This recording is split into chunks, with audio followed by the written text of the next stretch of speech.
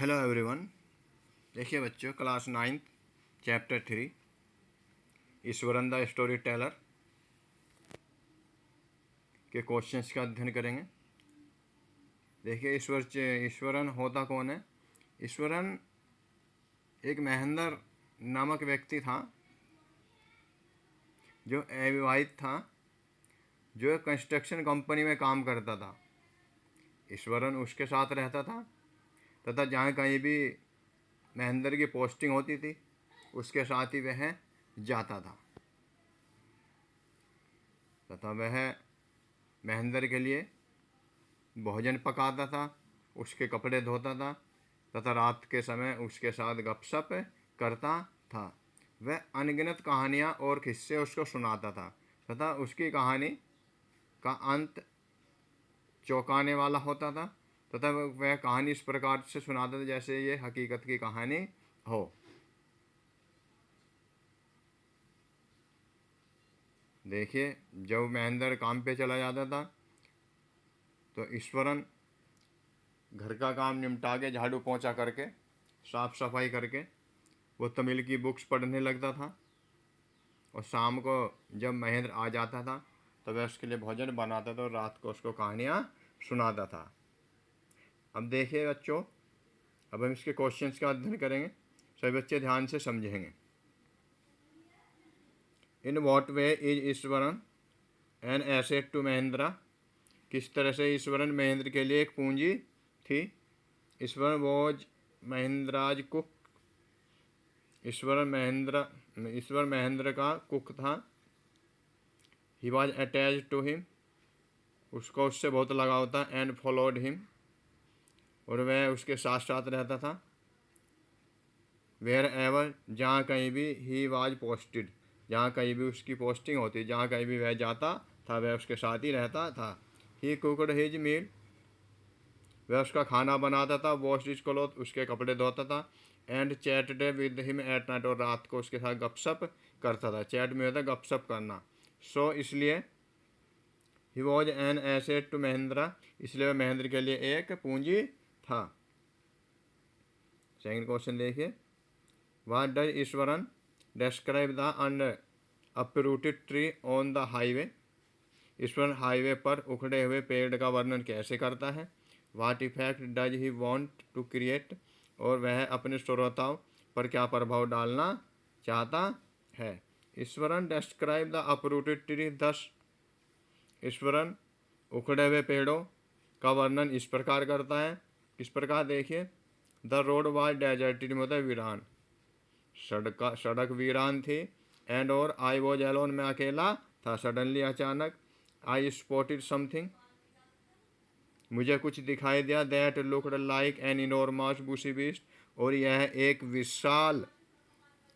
विशाल के जंगली जानवर की तरह लाइंग अक्रॉस द रोड, सड़क पर पड़ा हुआ दिख रहा था। मुझे देखिए, शुरू से देखिए इसका अर्थ, मुझे कुछ ऐसा दिखाई दिया जो सड़क पर पड़े एक विशाल के जंगली जानवर की तरह लग रहा था। ही डिस्क्राइब इट दस, और यह इसको इस प्रकार वर्णन करता है, वह उसका इस प्रकार वर्णन करता है। बिकॉज, क्योंकि he wanted to create mystery, क्योंकि वह एक रहस्य क्रिएट करना चाहता था। ही वांटेड, वह चाहता था, हिज ऑडियंस, उसके श्रोता, टू बी सरप्राइज, आश्चर्यचकित हो। वह अपने श्रोताओं को आश्चर्यचकित करना चाहता था। Question number 3, how does he narrate the story of the tusker. वह हाथी का दांत कहानी कैसे कहता है। Does it appear to be possible, और क्या यह संभव लगती है। आंसर देखिए, Iswaran said that he was studying in the junior class in that time. Iswaran ने कहा कि वह अपने बचपन के दिनों में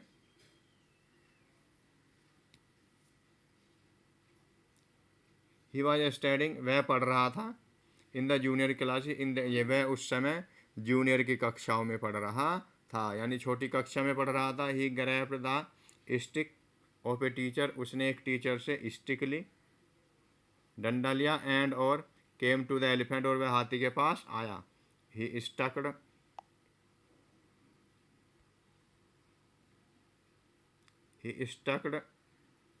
द एलिफेंट टोनेल, और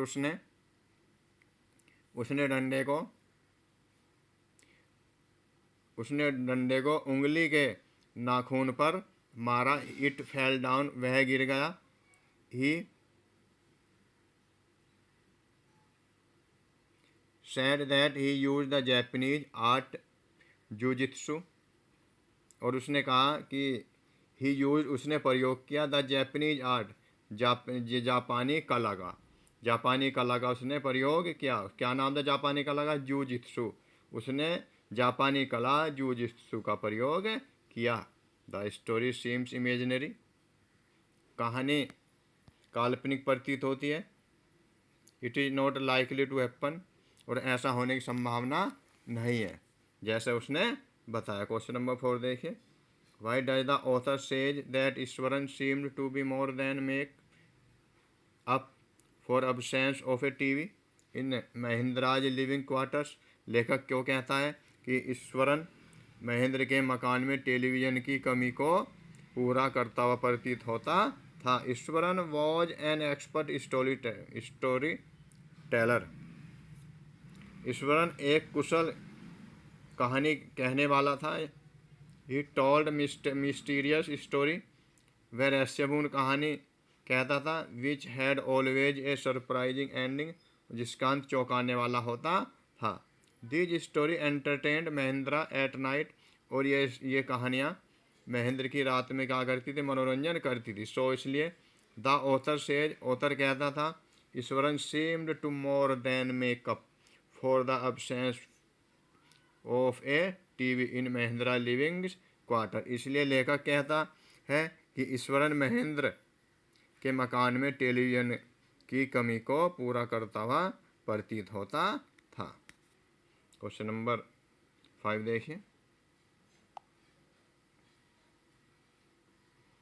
महेंद्रा कॉल्स घोस्ट और spirits a figments of imagination. Mahendra भूतों और आत्माओं की कल्पना के अंश कहता है। What happens to him on a full moon night, पूर्णिमा की रात को उसको क्या हुआ?